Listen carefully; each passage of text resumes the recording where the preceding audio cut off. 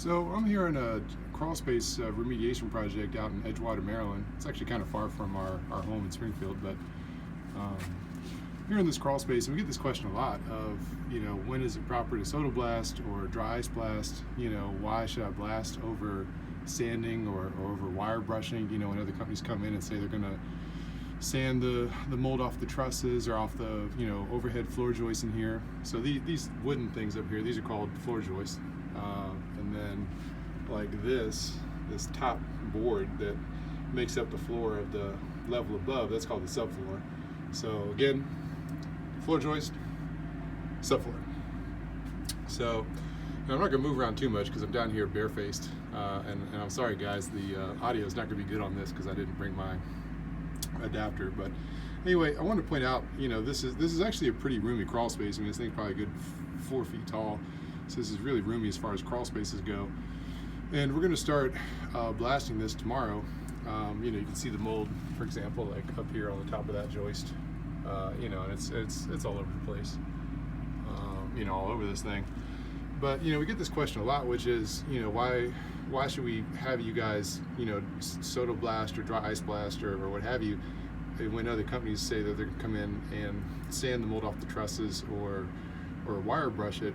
And I think this is a good example, like right here.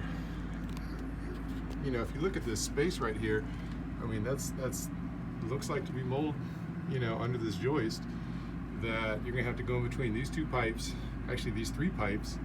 How are you gonna reach that with a sander or with a wire brush, and really get in there and get all that mold out, And then the other thing we run into is, down here you can see all these staples. There's a hardwood floor up above. You're gonna tell me that a technician who's making whatever he's gonna make an hour is gonna go around every single staple and hit everything he has, and then you multiply that times, I think this crawl space is 30 feet by 20 feet, and then we have a whole nother crawl space in here, so I mean, it's just after a couple days or even a couple hours, you're gonna get technician fatigue. And whereas with blasting, it comes in, it's almost like spray painting.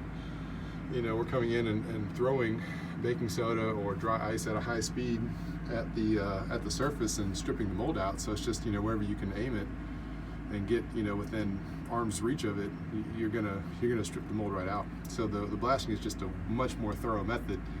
And then also too, like all these cracks and crevices, right here is a corner. Again, how can you hit that with a wire brush? It's almost like a toothbrush, really, is how it is. So how can you hit that? You're just not gonna have very thorough work. And then the other thing is trying to crawl around all this stuff, all this equipment that's down here. I mean, this is just a lot of stuff to try to work around and crawl around. Let me try to get over here and get this angle.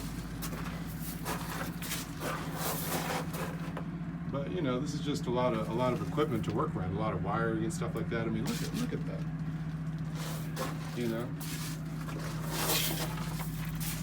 You come over here, you're trying to get to this moldy joist up here, while you're reaching over this thing. How are you going to do that? I mean, unless you just have really long arms.